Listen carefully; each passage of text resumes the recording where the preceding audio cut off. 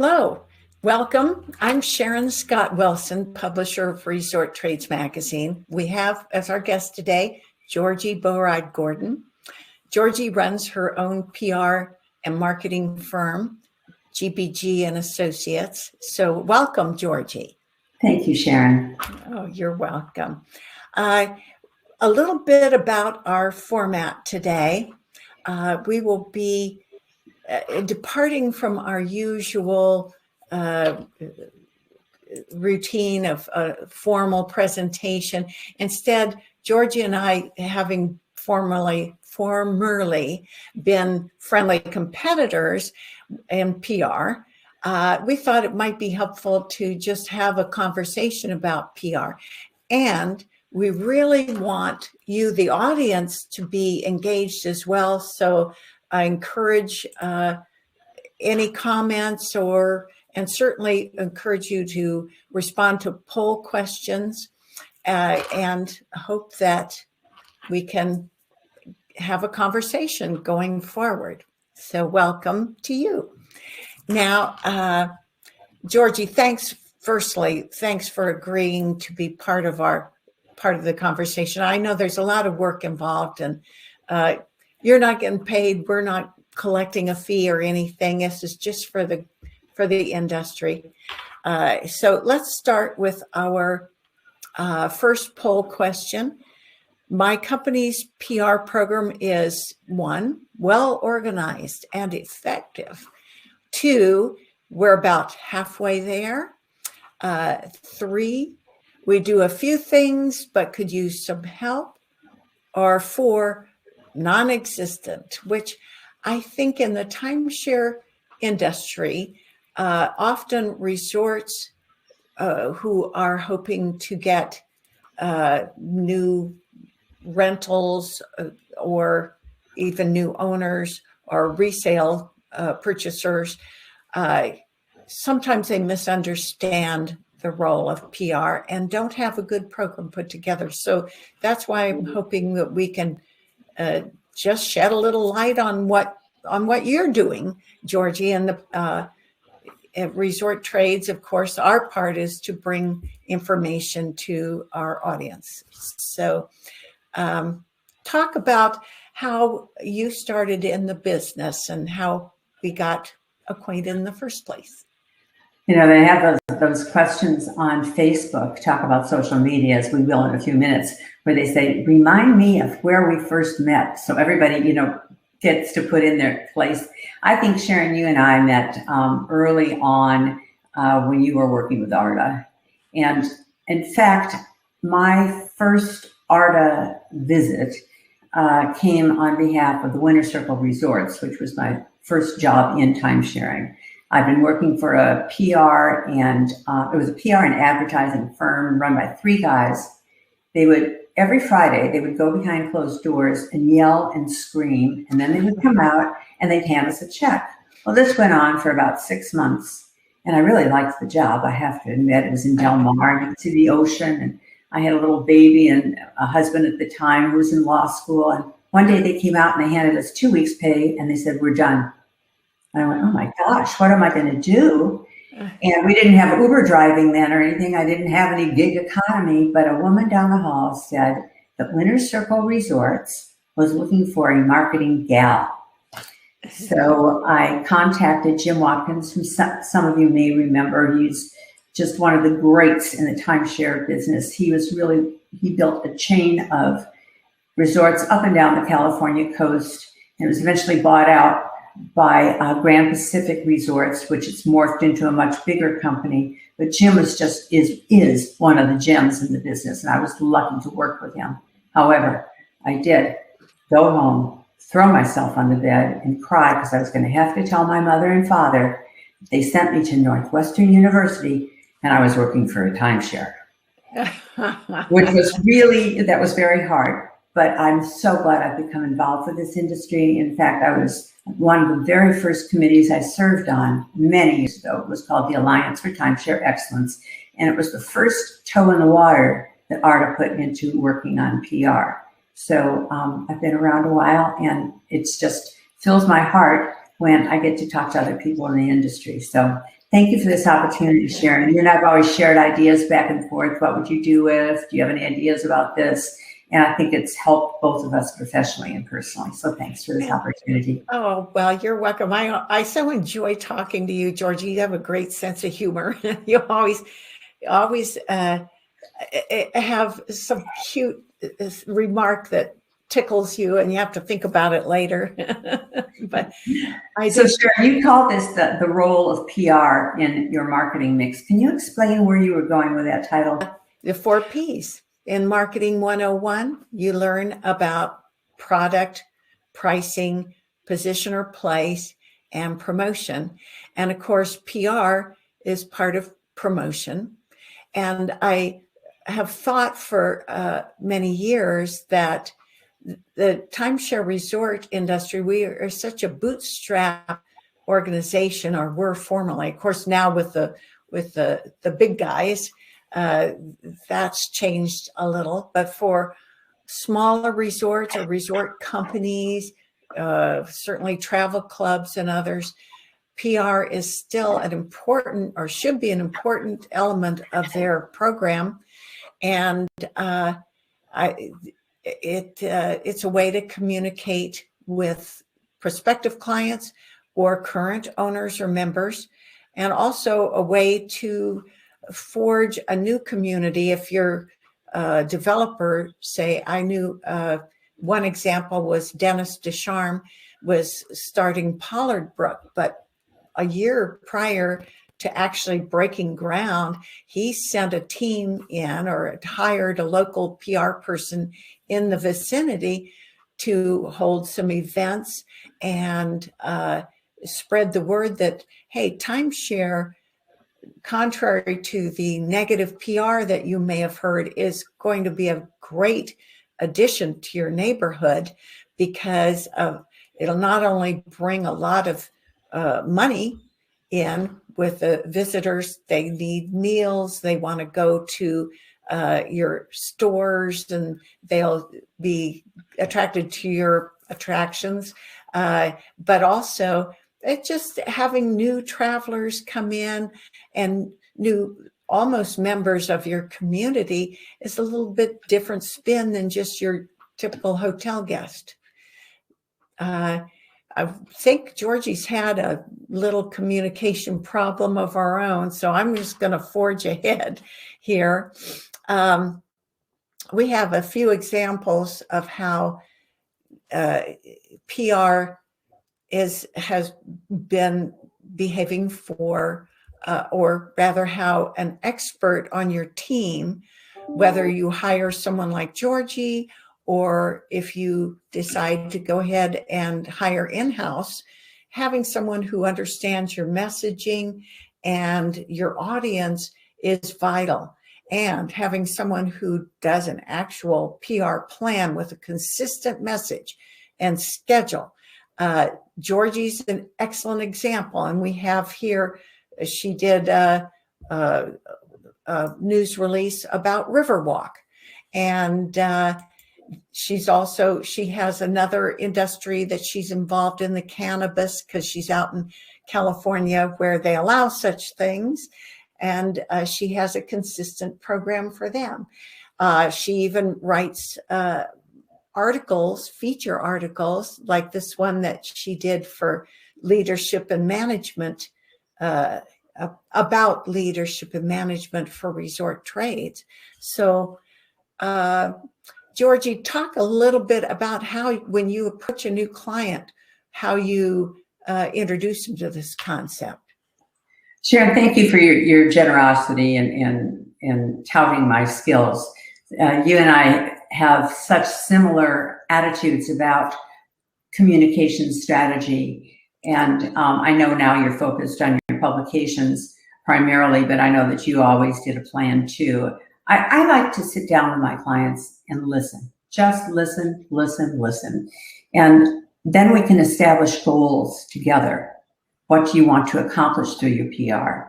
And then we can guide them through a strategy of the steps that we would take to make those goals come to fruition. Take them through messaging, decide which platforms they should work with, And then we implement the plan, and it's like a nice blueprint that you can have marching orders from. The most important thing that we really want to remember is that whether it's B2B communications or B2C communications, business to consumer or business to business, it's all really people to people. P2P is what I call it. I love it. I think that's a wonderful concept. I don't know if you created it, but I think it's brilliant. And I remember there you go.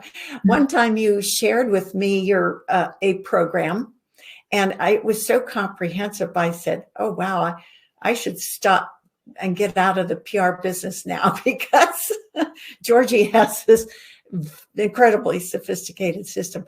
I did also want to say, welcome to Cheryl Cattell. We love you. We miss you. Alex Gomez is here from Palm Springs, and Margit Whitlock. Thank you, guys, for joining us. Sharon, you're like a spin instructor on Peloton, calling out the people in the yes. Well, you know, when I was a kid, we had some child's program where she looked through the looking glass. Yeah, and looking through the mirror, and I see Sharon out there, and I see Georgie. Oh, so cute. Does date me. So let's talk a little bit. You had actually prepared a slide on the history of communications. So yes, I'm not going to give an entire, semester course in this, but I'll tell you, I really believe that knowing the history of our profession makes us better in our profession. I think about baseball players, the great baseball players, and I'll have to just say Tatis, for instance, knows the history of all the people that came before him. The great new baseball players today have not let go of that rich history of baseball with statistics and who was pitching what game and all those kinds of things. So I believe that knowing something about PR makes you a better PR person. So it got me thinking about all the ways that we've communicated throughout the dawn of man, or human, if you will. And we've incorporated all sorts of communication, whether it's hieroglyphs, or St. Paul walking around telling everybody about Jesus. Gutenberg's printing press just changed everything because he printed the Bible and other kinds of pamphlets of communication. And eventually, as we know, a higher level of communication, the telegraph and the telephone came into being. And all these were methods to tell stories. That's the core of public relations, is to tell a story, to change a perception, or just increase that perception. If somebody has a good feeling about something, to make it even better. And if they have a poor feeling about something, or they're not as sold on something, is to give them some education so that they can make an informed decision. This really came into light during the Depression, the first association. And since we're active in associations, Sharon and I have found a lot of value of being involved in associations. In fact, Alex, who's online now, I met him through an association. So it's always exciting to work in an association. The first big one was the National Association of Manufacturers. And business and industry were having a terrible time in the public opinion, of course, coming out of the Depression. So this industry started a PR campaign for 13 years, and they showed shorts in the movies, and they threw leaflets out, had radio serials, and a daily column. And then if you fast forward from that time frame, when PR agencies burst onto the scene in the 50s, like in Mad Men, and it became its very own industry. So that's kind of a little synopsis of where we are today. And Sharon, I know that you have some absolutely wonderful things to say about digital media, don't you? Well, and before I go on, I did start my career in association work, so we were singing to the choir there. But yeah, another thing in Marketing 101 you learn is that there are different ways everybody learns. Like some people prefer to have some guy on a podium talking to them, or a live event, or some people would prefer to read it for themselves or see it in an advertisement to really absorb your message. And so that's what a good PR person does. They come and strategize an overall plan that uses all kinds of media, and it doesn't have to necessarily be super expensive. Like I know we provide this platform often for people like yourself, and you're not charging us. So we appreciate the content. And also social media is such a vital part of today's communications. And that's certainly, although people kind of tend to sort of overuse it because you can wear your audience out with it, as you know, but also networking or even presenting live events is an interesting idea for ways that you can use PR. So what PR activities do you feel resorts are advised to use, Georgie, for, well, let's say for B2B marketing? Well, I've always thought the core or the crux of PR is to communicate and shape perceptions. So if it depends on what the resort, if that's your question, the particular resort, I'd like to talk about it a little bit more generally. If it's a person, or if it's a business, or if it's a resort, or it's an association, or it's in a company, the idea is to make sure you know what your message is. And your message will dictate the media that you want to use. There's a lot of opportunity to communicate through, for instance, if you want to holler at somebody, you could just absolutely yell at them through a megaphone in the olden days, and now, or back in the day. Now you can use Twitter. You can use press releases. You don't have to crank it out on a printing press, but you can send a press release out. But the most important thing is not so much about how you're going to do it in the beginning, because that will naturally fall into place, and you'll want to test a lot of different strategies as well. The most important thing really is to make sure that your website has a wealth of information on it so that you can always use that as a resource for folks. If you have, a lot of people put it in the blog area, but many people have a press room where you can have great pictures and past press releases and bios of your staff and the executive department there. And that would really help build credibility for people that might be coming in to tour your resort. It would also help a media person who wanted to know more about your resort. So if we're talking about it from a resort standpoint, find out if you want to have visibility or engagement or increased membership perhaps, or new business opportunities that you might want to go out and be looking to acquire another resort, or even for hiring purposes. You want to be hiring a new leader and you want to present yourself as a place which is a great place to work. Do you want more bookings? You just want people to come in and put some heads in those beds. I think when you bring in your marketing team, it's very important, because PR is part of that marketing umbrella, and find out what their goals are. Or maybe it's your member services team and find out what their goals are. And then you can either call in somebody to help you with those strategies, or you may be able to do it in-house and just to be able to outsource the parts that you do not feel that you have the staff or the time to handle that information. So that's what I think as far as resorts themselves can do for PR. So Sharon, I know that you look at it from the B2B standpoint at resort trades. And I think that's another avenue to talk about sometimes, is how vendors can tell their stories in print or on webinars. That's really your real strong bailiwick, is with the print.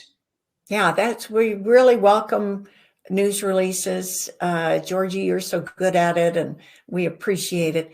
I also we have a new product that we are introducing, a showcase, which is an online opportunity to just talk about your business rather than